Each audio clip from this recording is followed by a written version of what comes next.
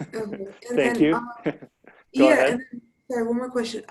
I know this is, you asked about questions for the semester. Is our final still going to be 2 days like it was before? Because Um, the day break. yeah, I haven't really thought about that. I mean, I think what I can will probably do is probably just give all, because we just only had the 65 minutes, so we spread it over 2 days. So I probably would give it, I don't know, because you have other finals too, and I don't want all of your teachers to say it has to be done on this day. So I'll probably will like release it on Monday and or I don't know, release it Tuesday and have it due Wednesday or something like that. Like I think it's a good question. I think having a 2 day window is reasonable there. Does that seem reasonable? Yes, that does make sense because I like everyone is that week. So Right. it just depends Right. kind of on how my teachers are all figuring out as well. So I just want to make sure Right. we're still doing the same thing. Yeah, it's, if you, like most universities have a final exam week where there's a schedule, if you meet like ours does at 9:30, well, then your final is going to be Tuesdays from 10 to noon, from 10 to noon. And you have a 2 hour block. But for us, we just kind of meet through the week. So, and we haven't talked as a college about, okay, how are you going to do your finals? What if everybody says, well, just have them on the last day? But then you have like 4 finals all on the last day. How are you going to do that? So yeah, I think spreading it out and just giving you like a window of time is probably the best solution there. So that's a good question. All right, any any questions here, back to the quiz? Any questions on the first one from the quiz? How did you get R equals 2H? Um, are you okay with the boxed in, the height is 1/4 of the diameter? Mm-hmm. Yeah, I got So that part. So essentially what I'm doing is I'm going over here on the right and I'm saying, well, the diameter is equal to 2 times the radius. So then when I simplify that, I get h is equal to 1/2 r. And so then if I multiply by 2 on both sides, I get that r is Mhm. 2 times h. Okay. So just solving for r there. Yeah, good. Any additional questions on number 1 from the quiz?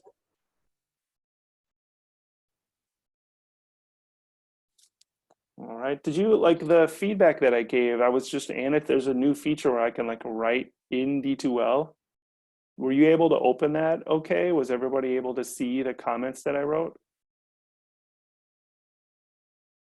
Uh-oh. Yes. Okay. All right, good. Thank you. Yeah. Because that was a new feature and they just kind of said, hey, you want to try this out? And I'm like, sure, this will look good. Then I don't have to download the file. I think for the exams, I'll probably still download them because I don't want to have to grade like all of Sandra's 1 through 12 and then all of Brittany's 1 through 12. I like to grade like all number 1s, all number 2s. And then so I don't want to be clicking from person to person, do number 1. So those I'll probably still download. But quizzes, there's only 3 questions or whatever. I can just grade those all at once. Second one here, we're finding critical numbers. So that means we set the derivative equal to 0. That means sine of x is equal to -1. And sine of x is equal to -1 infinitely many times. If you have your unit circle, sine is equal to -1. Sine is the y coordinate. So that's down here. So you can go, well, it could be 3 pi over 2, or it could be negative pi over 2. Or you could go all the way around and negative 5 pi over 2 or whatever, like there's infinitely many times. But we just want the ones in the interval from negative pi over 2 to pi over 2. And so that's x equals negative pi over 2. That is the only one in that interval, the only critical number in that interval. And then the last one, trying to determine where this function is increasing and where it is decreasing. So that's the first derivative. We want to do the first derivative and set it equal to 0 to find the critical numbers and then make a first derivative chart. So you can see I've taken the derivative, just a nice polynomial. When you set it equal to 0, you can factor out a 12x squared. And so you get 0 and 1. And then I have some test numbers here. I tested -1. So when you plug in -1, well, this is always going to be positive, the 12x squared. So it's just -1 minus 1 is -2. So that's going to be negative there at 1/2. The second part is still negative, so it's also decreasing. And then, oh, why did I put -1 there? It's clearly +1 over here. Positive, look like -1, but it's supposed to be positive. A positive sign. And so when you put in 10, everything's positive, so you get a positive over there and increasing. And a few people left out 0, which is reasonable. I know why you would do that. It seems like it's not decreasing at 0. But the issue is right at 0, you can even see on the graph, if you look at the point at 0, it's lower than everything left of it and higher than everything right of it. So technically it's still decreasing, because a function's decreasing if f of x1, let's see, if x1 is less than x2, then f of x1 is greater than f of x2. That's what it means to be decreasing. It gets lower. As x gets bigger, the function gets lower. And that's always true in here, because anything to the right of 0 is going to be less, and anything to the left of 0 is going to be more. So it's still technically decreasing. So we do include the 0 in those cases. Yeah, so I think that's it from the quiz. Any questions on the second part here, on questions 2 and 3? On number 3, why was 1 included? It shouldn't be. It looks like a Oh, bracket. it looks like there. it. Okay. It does I was look just a little like it. confused. Yeah, it looks like a bracket. It's just, yeah, good question. No, it's definitely not included there. Any other questions?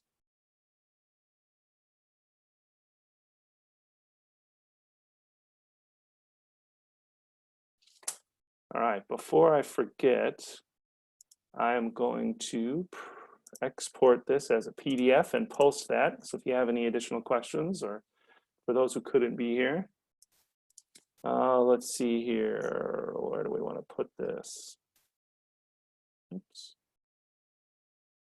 So while I'm saving this here, oh, question? Does anybody have homework questions that you wanted to ask about from 4.4?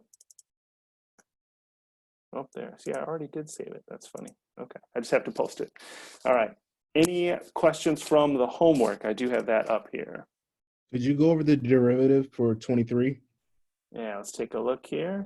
Can do that.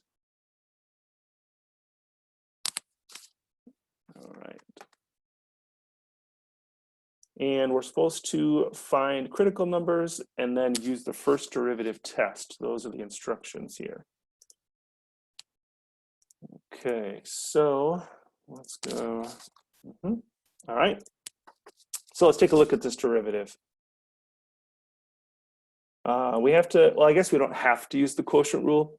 We could write it as natural log of x times x to the -3rd and do the product rule. I like the quotient rule here because you're eventually going to want to set it equal to 0, and I'd rather have one fraction than 2. So I'm probably going to use the quotient rule. That would be x cubed times the derivative of natural log of x, which is 1 over x, minus the natural log of x times the derivative of x cubed, which would be 3x squared, and that's all over the denominator squared. Okay, that's x squared minus, I'm going to put the 3x squared in front of the natural log just so I'm not tempted to multiply that times the x there, over x to the 6th. And we can factor an x squared out of the numerator. And then we can simplify 2 of the x's to get 1 minus 3 natural log of x over x to the 4th.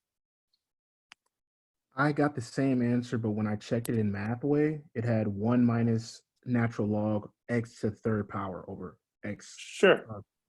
Is that the same thing? Yeah, properties of logs, right?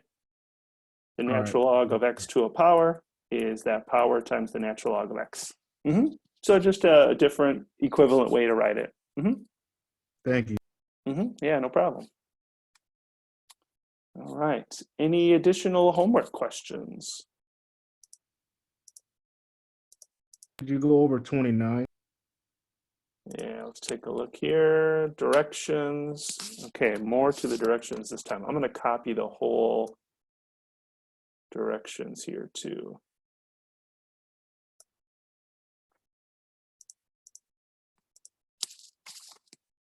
Whoa, very big.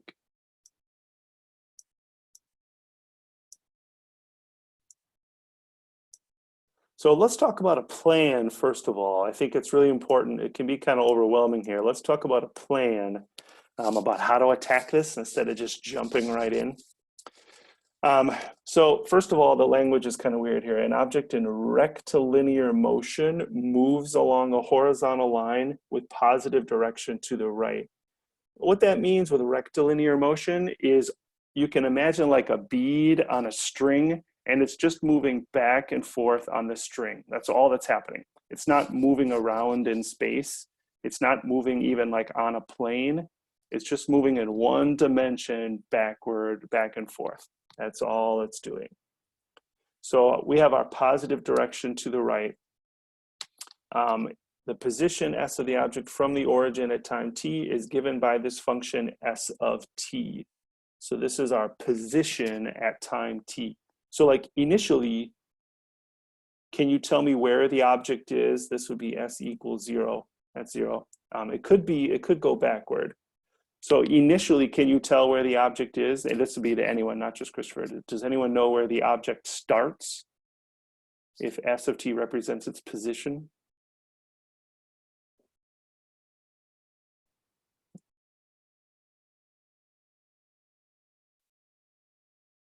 What does that, think about what that means initially. When t equals 0? That's correct, yep. The object will be at s of 0, which would just be 1. So if this is 1, that's at t equals 0, that's where it starts. So it starts 1 unit to the right. So now the questions here. Determine the intervals for which the object moves to the right and the intervals during which it moves to the left. When does the object reverse direction? Okay, so let's talk about those. If it's moving to the right, what is true about s? If it's moving to the right, what's happening to s? The velocity is positive. Sure, if it's moving to the right, that's a true statement, not really the answer to my question, but it's very important. So moving to the right, s is increasing. And then that's exactly correct, which means the velocity is positive. So moving to the right means a positive velocity. S is increasing. So this is essentially the same as the quiz. We're going to find where the function is increasing. That's when s will be moving to the when the object will be moving to the right. And then when is s decreasing? That's when it'll be moving to the left. So this is essentially a first derivative chart. And then for B, when does the object reverse directions? We'll just have to check when it's reversing direction. We're just going to see when it switches from moving to the right and moving to the left. So let's go ahead and take our derivative, s prime of t, 6t squared plus 12t minus 18. And let's find where the object stops. That'll be when s prime, the velocity, equals 0. We can factor out a 6. And this was, I'm sure not coincidentally, nice and easy to factor. And so we get -3 and 1. We can divide both sides by 6, so the 6 really doesn't matter. So those are the places where the object stops. We're not sure if it changes direction there. We need to do the chart to confirm that. So let's do that next. This is our chart. I like to label my chart. This is for s prime, which is the velocity. So this is a velocity chart is what we're making right now. Well, hold on. This doesn't make any sense. Because if I go back up, the position from the origin at time t greater than or equal to 0, we're not going to go back in time. We're not going to go back in time. So really, we don't want this whole chart. We just want to start at 0. Because this particular one is not just a function, it's a position as a function of time, and time is not, I mean, we're not going to go back in time. So Alexis, I think it depends on the question. A lot of these you're kind of going to know. Alexis, I don't know if anybody has the chat window up. She's like, should we just start with the first derivative test and then look at the questions? I think because we're doing 4.4 homework, we have an advantage because we know it's going to be the first derivative test because that's the section we're working on. But on the exam, we're not maybe going to know. So that's why I want to take a look and like, what is it asking me? Because I'm not going to tell you, like, I might just ask about part C, which in fact is not the first derivative test on the exam. So that's why I kind of want to make sure we know what we're doing. But it's a good thought. Okay, so go ahead. Because we know that time can be negative, when we're doing these types of problems, do we always discard the negative numbers that we get from factoring out and getting like t's? Boy, it always makes me nervous. I think that's safe to do, especially here since it's saying t greater than or equal to 0. I'm hesitating because it's possible in a real world situation to use past data to get a model for what's been happening and have t equals 0 be now, and then maybe we can model moving forward, but we also have retrospective data where t might be negative if we use 0 as now. So it really does depend on the situation. Because the thing with time, there is no t equals 0. Like, it's totally arbitrary when you're labeling t equals 0. You could modify, okay, we're going to start and then we're only going to look in the future. We could label a specific moment in time as 0. A lot of models do that. You know, t is the number of years after 1980 or something. But year 0 is not year 0 because there's years before then, before the Common Era. And like, when does time start? You could go back to the Big Bang. That's like when the universe started. But like, is that 0? What was before then? Like, this is kind of a big question here, but there really is no time equals 0. So it really depends on the problem. So the most precise answer to your question is you really have to look at the problem. A simple answer is most of the time you're only going to look at positive or non-negative t values, so it's totally safe. If you always did that in this class, you probably would be fine. But it just makes me a little bit nervous to be like super precise. Like, I don't think we can always ignore negative times. Does that make sense? Yes. Cool. All right. So let's take a look here. Since I guess we could use 0 as a test number. It's the edge of our interval. But remember, the critical numbers are -3 and 1. And so any number between them will work. So it would be totally okay to use 0 as a test number and then maybe like 10 or something up here. You can use 2 or whatever, anything, any number bigger than 1. And we're going to test those in S prime. I'm going to use the factored version. 6 times 0 plus 3 times 0 minus 1. That's going to be negative. And then S prime at 10 will be 6 times 10 plus 3 times 10 minus 1. That's going to be positive. So I was going to draw my up arrows and down arrows, which is okay.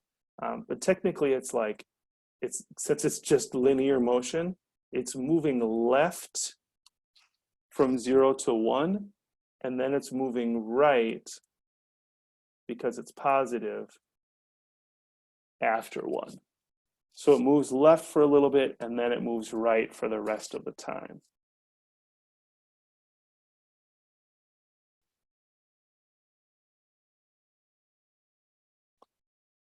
So part A, determine the intervals during which the object moves to the right.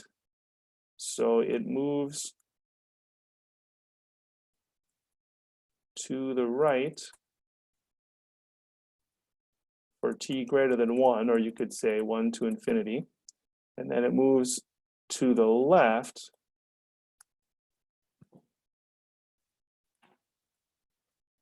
for t between 0 and 1. I'm kind of including 0 because it doesn't, like, right away it's moving to the left initially. Lorenzo, question? Yeah, so what's the red on the Yeah, flow right. chart? Yeah, that's because it says up here that we're only going to use t being greater than or equal to 0. So even though, like, if we look at the function, it has two critical numbers, -3 and 1, we're only considering non-negative t values for this problem. Okay, So it's kind of just unique to this specific problem. yeah. Okay, cool. All right, that's letter A. Letter B, when does the object reverse direction? Well, what do we think? When does it reverse direction?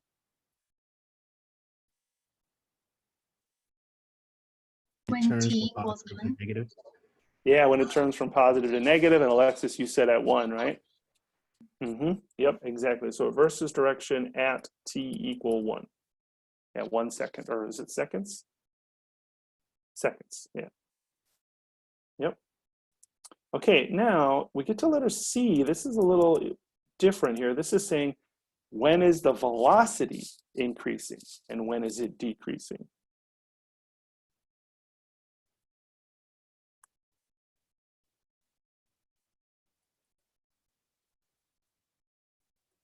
When is the velocity increasing or decreasing? So any thoughts about that? Take the second derivative for acceleration. Sure. So velocity increasing or decreasing, that's acceleration. That's acceleration. Basically, we're just going to repeat the problem. I want to know when the velocity is increasing or decreasing, so I'll do a derivative chart of the velocity. So acceleration is the derivative of velocity. So that's the derivative of s prime of t. So that's s double prime of t. And so that's 12t plus 12. Set that equal to 0. We're just going to repeat the process here to see basically another derivative chart, but this is going to be a chart for acceleration. And let's see, we just get 12t equals negative, oh, we get -1. So kind of the same thing as last time. If we did a full chart for s double prime, there would be a -1 in there. However, to Lorenzo's point and Christopher's point, again, we're only considering 0. So it really is not going to change. It's either going to be always speeding up or always slowing down. Because it does, the change point there, our possible change point at -1 is outside of our interval. So we only need to test like 10. And s double prime of 10 would be 12 times 10 plus 12, and that's positive. For intervals that pertain to motion, is 0 always going to be included in the description? Unless that happens to be a critical number. You know, in these cases, it's not. So then that's why I included it in the previous one, because it wasn't a place where the derivative was 0. So it's possible for that to be, like, for it to start at rest and not be moving initially and then slowly speed up. So it might not be accelerating initially. So that it depends on the problem. That one you'd have to kind of look at that at a case-by-case basis. And so here I think the second derivative is positive for all t values. And so this one is actually always increasing. So the velocity is always increasing.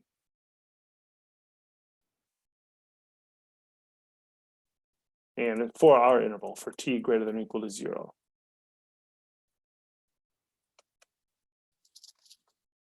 Do you always want us to write that in the answer, like write it as the interval? Either one would be okay. Yeah. Either one of those would be okay.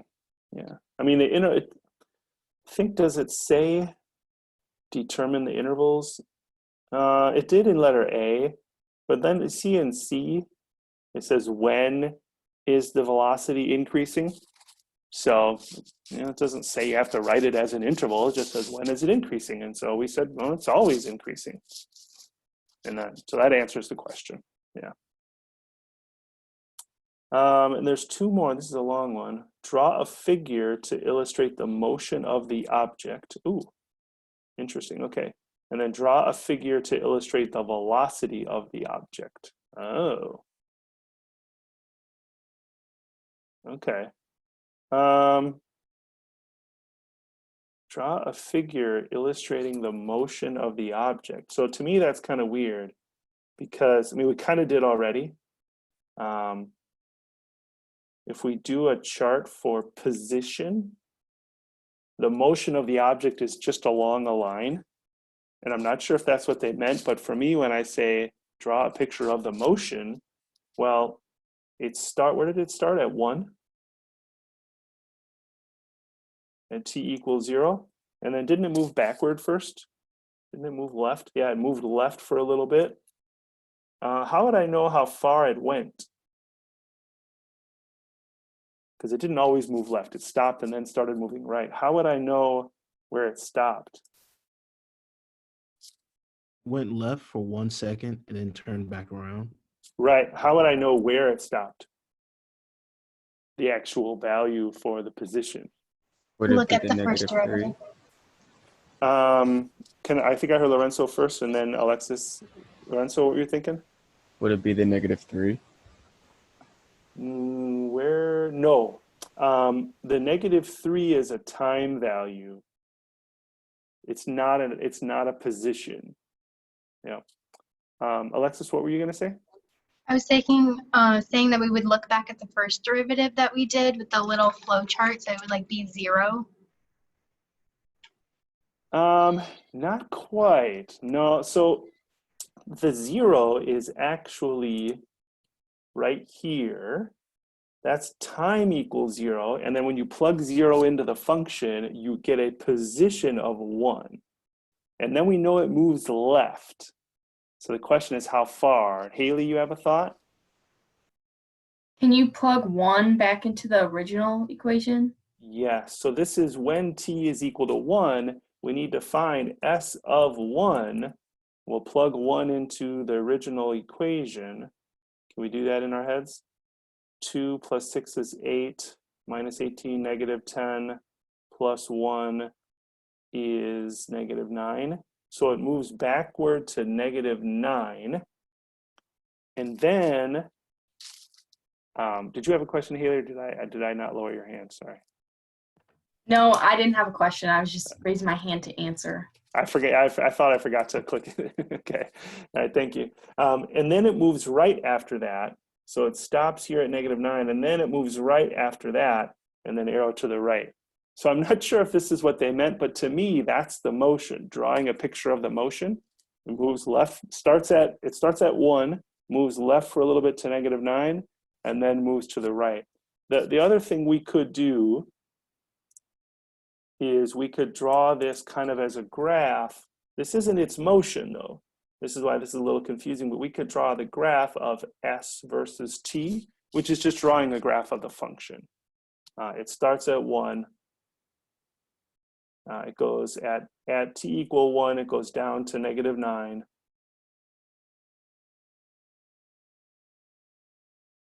And then it increases after that.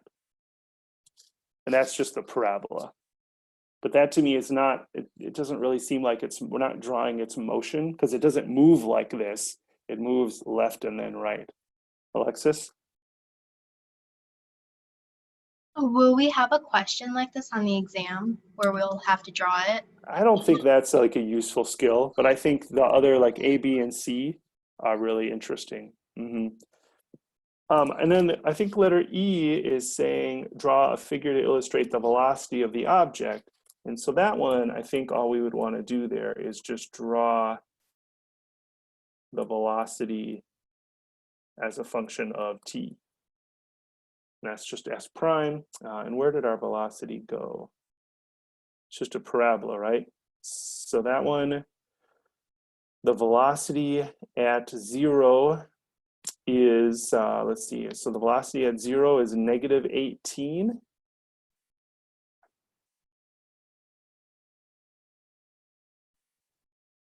So it's negative initially, it's moving left initially, makes sense. So it's negative 18 initially. And then at t equal 1, the velocity is 0. That's when it stopped over on the left. So it moved left and then the velocity is 0. And then the velocity is positive after that. And the velocity is always increasing. Do you see the velocity is always increasing? So that's, you know.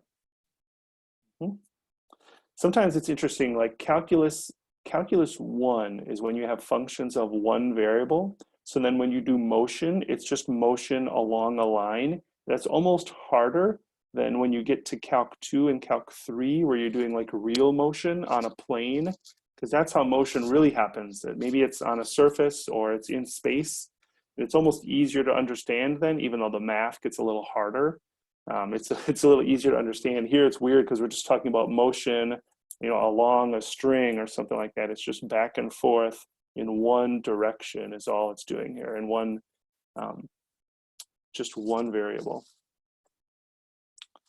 All right, so that was question number 29. Any additional questions on 29?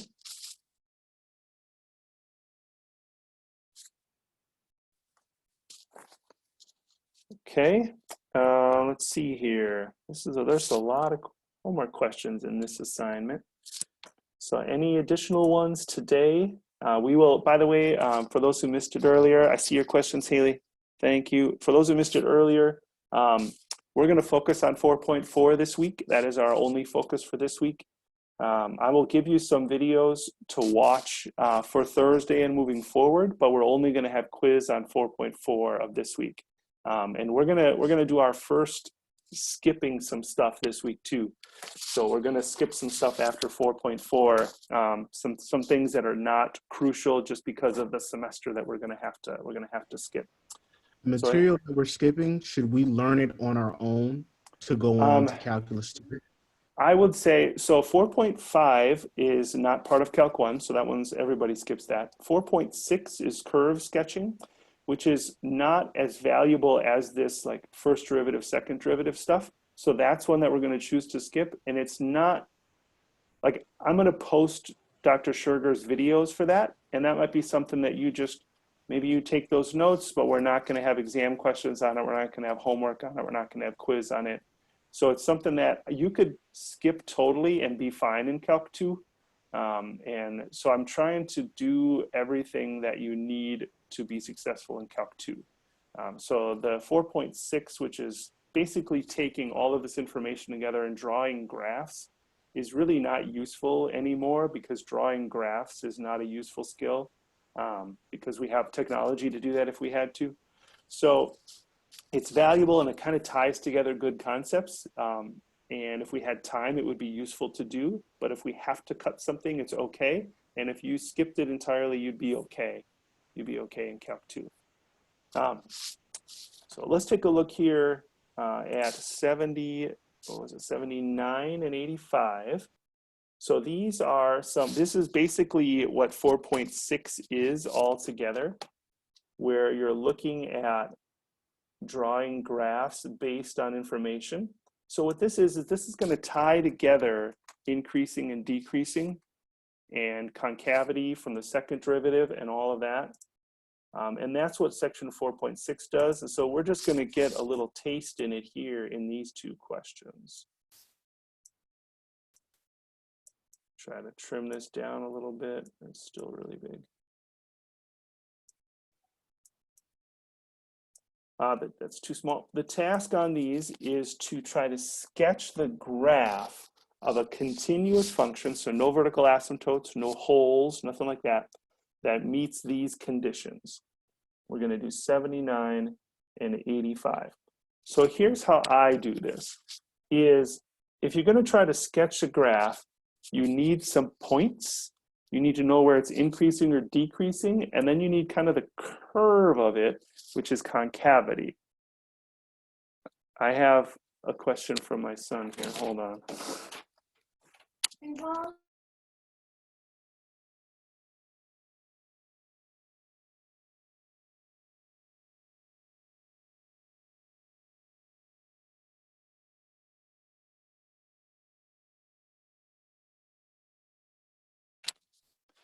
All right.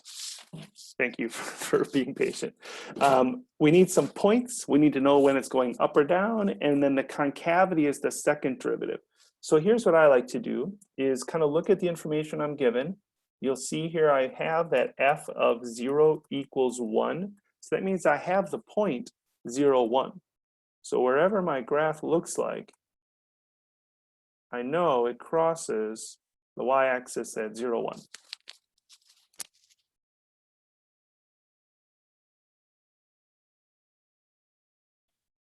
And then what I like to do, sorry, I'm like about to mute it just in time. That was close. Then what I like to do is make a first derivative chart to know where it's increasing or decreasing. And you can see it gave us that information. When x is less than 0, the function is increasing. So I'm going to mark 0 here. And when x is less than 0, the function is increasing. The first derivative is positive. And then when x is greater than 0, the function is decreasing. So that tells you it's going to go up and then down. Now I could maybe just say, oh, well then it's a parabola, it goes up and then down. But the problem is I don't know that. It could curve up like this and then curve down. It could be a cusp. So I have to look at the concavity before I can know the shape. And that's the second derivative. Let's see here. So here's, looks like 0 again is the cutoff for the second derivative. It's concave up. So I'm going to do a plus here and not an arrow up, but I'm going to draw like a concavity, like a little parabola. It's curved up. It's curved up. That's what the second derivative tells us, the curve of it. It's curved up when x is negative, and then when x is positive, oh, also curved up. Okay, interesting. Okay, and so now I have to be increasing up to the point and then decreasing after, but I have to get that curve correct. So I think on this one, I think it actually is the second version that I drew, because if I concave up and increasing looks like this, increasing, and that's what it's doing here, left of 0, it's increasing, concave up. That's what increasing concave up looks like. So it has to come up and touch like that. That's like a pretty bad one. I'll try again, concave up. And the thing is, I don't know if my derivative is 0 there or it doesn't exist. So that would be useful information, but we're not told that. So it looks to me like it's going to be a cusp there, but I'm not told anything about that. So I certainly don't have to try to form a horizontal tangent line because it doesn't say the derivative is 0 there. It did not say that. And then it's decreasing after that, and it's still concave up. So decreasing concave up looks like this. Decreasing, it's going down, but it's curved up. Decreasing concave up. So it looks like actually it does form a little cusp there or something like that. Decreasing concave up. So that's what that one would look like to me.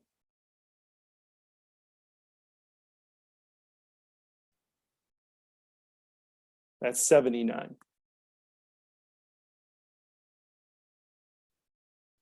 Any questions on 79?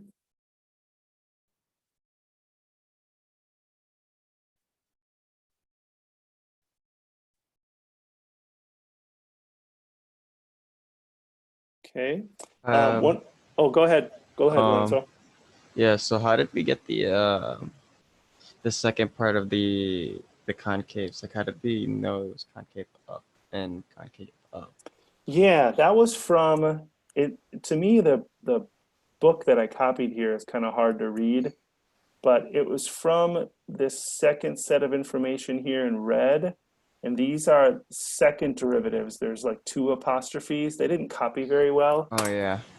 Yeah, so I don't know if they look better in the real textbook, but it's clearly supposed to be 2 apostrophes there. It's supposed to be a second derivative. I think the real paper book looks better. I think it's just something about the way the online book rendered. Does that answer your question? Yeah.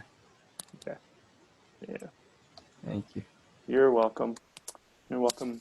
Okay, let's try 85. 85 has a little less information in it even. All we know is that, switch back to blue here. 85, all we know, let's see, f prime of 0 does not exist. So this might be the same as the previous one. It might be a cusp there. F prime of 0 doesn't exist. And we know the second derivative is positive for x less than 0. The second derivative, is this like the same question? Is positive for x greater than 0, and then f of 0 equals 1. I guess we could, there's more options here, I think. Yeah, I think Christopher's point is correct. He said, wouldn't the graph sketch for 79 also work for 85? Yes. So if we look here, does the derivative not exist here? Yep, no derivative at 0, it's a cusp. Are we concave up for negative x values? Yep. Are we concave up for positive x values? Yep. Does f of 0 equal 1? Yep. So we could use the same graph. We could do a different graph because we could draw the same thing, but have it be decreasing before. So we could have a decrease to this, be concave up, and then increase after. Now the problem is you got to be careful. I have to show it maybe like a little sharper here, and then maybe flatter here. I have to show that the slope is different on the left and the right, because it still has to be a cusp, because the derivative doesn't exist there. So it has to come in, like if we zoom in on that, has to come in, you know, something like that where it's a corner. It's a corner. It's not necessarily a sharp corner, but it has to still be a corner. The derivative from one side isn't the same as the derivative from the other. So it doesn't, the 85 doesn't have to be the same as 79, but 79's graph does satisfy all the conditions for 85 as well. Yeah. Cool. All right, Haley, those were your questions. Does that feel, are you comfortable with those? Any additional questions on that? No, that helped. Thank you. Yeah, you're welcome. Any other questions on these two before we see if there are any other questions? Christopher is asking, would an asymptote work? It's a little fuzzy to me because it says f prime of 0 does not exist. And I don't think you'd say that if the function didn't even exist there. I think for me, if I'm told f prime of 0 doesn't exist, that's only relevant if the function exists. So to me, I'm kind of drawing from the fact that they gave us that the function has to exist. So otherwise everything else would fit. Like you could draw a concave up before, and then you could draw a concave up after, and then you could have a point in the middle, like a piecewise function, right? So that could kind of fit, but that would be like no mathematician would describe that as f prime of 0 does not exist. It just is kind of unusual. So I think technically it meets the conditions, but I think, oh no, it doesn't. It doesn't. I know why. You gotta read the directions. Do you see the key word? It's in the directions. So the answer to your question is no. Sorry, I interrupted you. Could you say it again, Christopher? Said the key word is continuous. Yes. Yeah, that's correct. Yeah. So no, we can't do asymptotes because it has to be continuous. Yeah. Cool. All right. Any other homework questions from 4.4? Sandra is asking about 93. Let's go take a look over here. All right, public health. This is actually the same kind of model that we could do for COVID-19. They grow in similar models.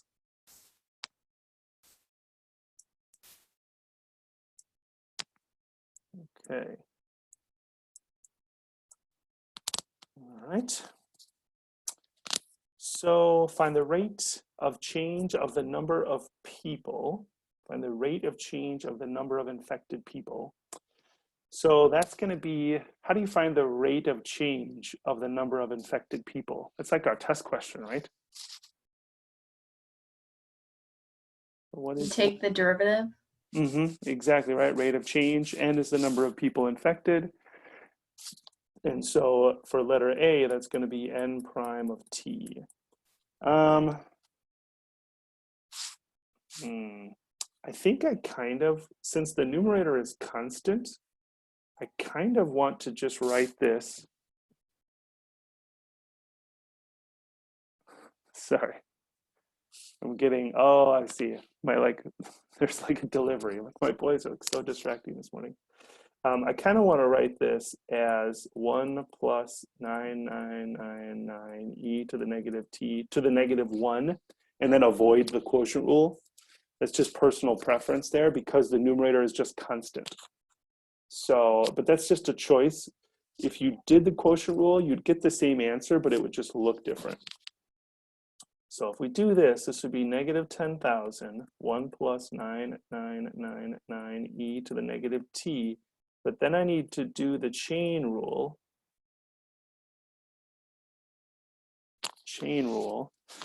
So, what do I need to multiply by then?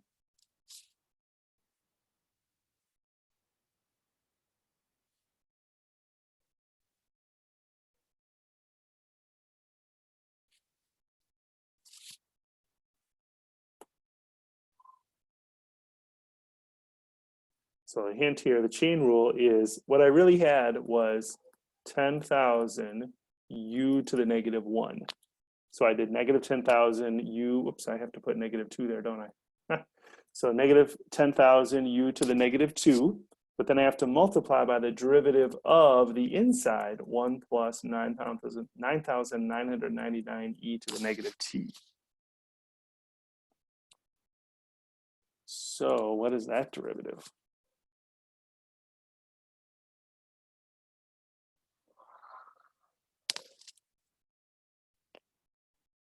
Silence. Well, the derivative of that would be 9,999. And then the derivative of e to the u is e to the u, so it's e to the negative t. But then we need another chain rule times negative 1. That's the chain rule again. The derivative of negative t. Now you might say this looks pretty terrible. I think I'm going to do the quotient rule again. You could instead, you might try that. I don't think it's going to be much better. I think they're both going to be a little gross here. Whenever you get any kind of real application like this and the numbers get bigger, it just looks a little funky. Let's simplify this here. We have 9,999 times 10,000. So I have to add 4 zeros to that. Let's see, e to the negative t over 1 plus 9,999 e to the negative t squared.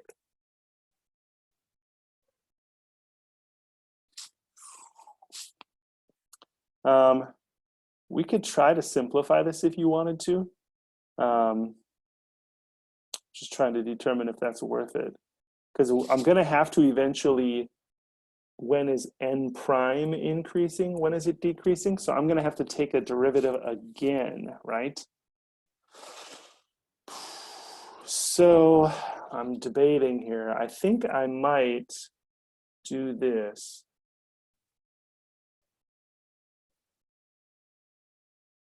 because this e to the negative t could simplify with the denominator eventually. So I think I might try squaring the denominator, 1 plus, and then I would get double that. Ooh, I can't do that in my head. Oh, it's too early for this. I know there's a quick way to do it, but I am not. Oh boy.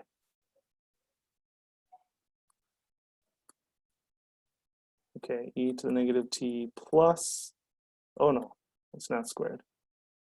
It's just two of those, sorry. 9999 times 2. That's what I meant. Okay, 19,998 e to the negative t. And then when I square it, that's 9,999 squared. That's 99,980,001 e to the negative 2t. So this is 2 times 9,999 e to the negative t.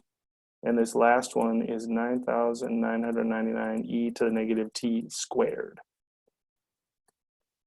Now you may wonder why I did that, like that looks gross. I don't know if this is going to be good or bad, but the reason why I did it is this e to the negative t, I can now bring that to the denominator and write another constant function in the numerator over e to the negative t 19,998 e to the negative 2t 99,980,001 e to the negative 3t, because that e to the negative t is like 1 over e to the t. Oh no, gosh, it's better than this.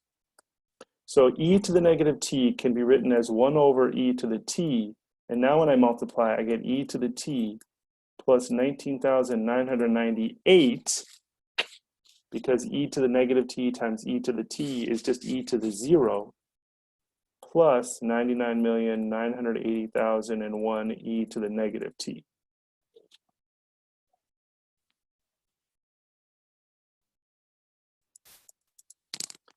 So the biggest challenge here, whoops, let me back up a little bit and then come back to where we are. The biggest challenge here is we want to find the rate of change. We want to find n prime. And then we want to know when is n prime increasing or decreasing. So for letter B, we need n double prime, and we're going to find a chart for n double prime. And so the problem is we have to take two derivatives, and conceptually, it's like, oh, we just take two derivatives and we find a second derivative chart.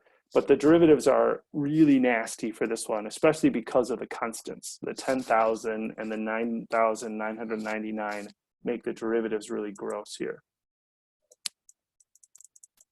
So let me revisit the derivatives here.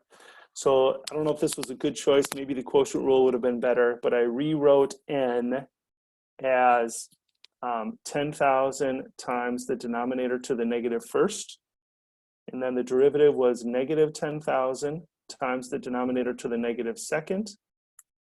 And then the derivative of that denominator, so 9,999 e to the negative t. And then you have to multiply by -1 because of the chain rule. And then multiplying the negative 10,000 times the 9,999 times -1 gets me this really ridiculous 99,990,000 in the numerator. There's still an e to the negative t. And then the denominator has the 1 plus 9,999 e to the negative t squared. And then what I did is I squared the denominator. And then the e to the negative t I rewrote as 1 over e to the t, and then distributed that to these three terms to get a marginally better. I don't know if this is a lot better. Whoops, whoa. But now I have a little bit cleaner version. I don't know if this is going to be better or worse, because now I have to take the derivative of that. So it's not going to get better soon. Does anyone have, well, let me ask this. What questions do you have so far?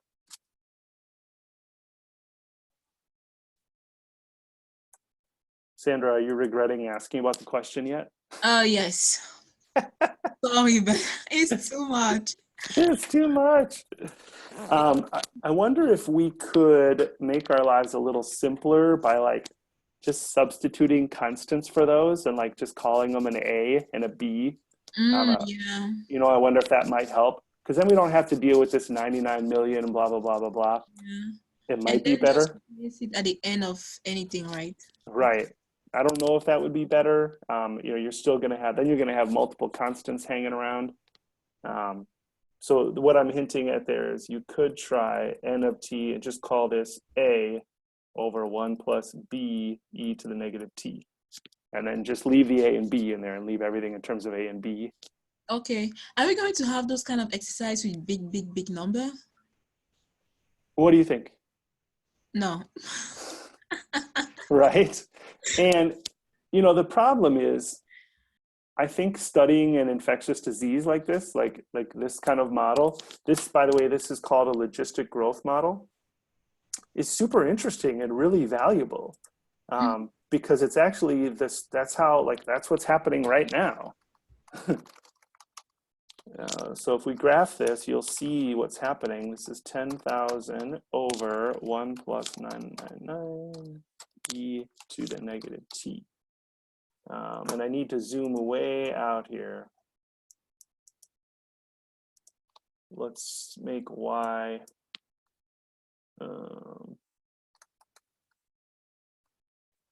So this is what happens with infectious diseases, like viruses. This is actually how they spread. It's called a logistic model, where you start and it kind of looks like exponential growth. And that's where we are right now. We're using we're looking like exponential growth. And right now we're hoping, like in Illinois, we're hoping we're at this point right here, somewhere in here, where that's the inflection point, where it changes from concave up and the velocity, the rate of increase per day is steepest. And then it starts to slow. Like that's what we're hoping we are at. So if you look at, I think New York is in there. New York, oops, can spell. If they have, you see how here's the new cases per day. This is New York. This is the new cases per day. And like right around here, there's a couple of, but then it's like the cases per day have gone down. So the velocity is starting to decrease. And I don't think Illinois is there yet. We're still kind of going up. It did drop the last couple of days, so that's good. We're still kind of on the increase, but this is how they work, where eventually they slow down and then it just kind of stabilizes at some point. And so it does this logistic curve. So it's useful, but the calculus on this particular derivative is not trivial. So it's tough to ask a question like this on a test. Even if it was small numbers, it still would be a challenging derivative. Even if it was 1 over 1 plus e to the negative t, because it's still a challenging derivative there to do no matter how you phrase it. So Alexis is asking, like, could we answer most of the questions using the graph? We could approximate them, but we couldn't answer them precisely. So the question is, when is n prime increasing? Well, you see how the slope is getting steeper and steeper and steeper. So n prime is increasing until, you know, somewhere in here, there's this inflection point. And then after that, n prime, the slope is actually decreasing. And you can even do this if we graph y equals n prime of t. You see, there's the derivative n prime. Oh, I was close, right? 9.21. That's the highest increase right there. 2,500 is the highest rate of increase. And so you can definitely answer some of these using the graph, but they're just estimates. They're just estimates. It's hard to be super precise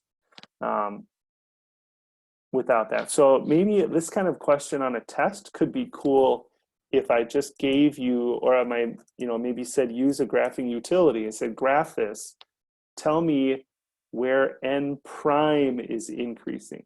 That's still not an easy question because most people would say it's always increasing. But that's n. N is always increasing. N prime is not always increasing. So I like that suggestion, Alexis. I think that's a really good idea to use the graph to at least get an idea of what's happening. That's a good idea. All right, I think I'm going to stop there. We're running a little bit late. I know you have other work to do. I have children who are really excited about an Amazon delivery. It's probably like toilet paper or something, but they're really excited. So I'm going to check in on them. I do have some office hours, kind of my online office hours today coming up here, I think at 11. So I might switch over to there. Just shoot me an email. Yeah, I do have them for like an hour today after this. So shoot me an email or a Discord message if you have any questions, and I'm happy to hang out and answer more homework questions. For Thursday, I'm going to give you some videos to watch, but we will focus on homework in 4.4 only, and then we'll do another quiz where it'll be problems just like the homework, and it'll be open homework. That seemed to work okay last time. I think that was good. A good balance of, you've exposed to all the material before, but then you're not tempted to cheat and use your homework to answer the questions because you already did them. So that seemed to work out, at least from my perspective, it seemed to work out okay. So I think we'll continue doing that. Any last questions about the plan or what you should be working on before we log off?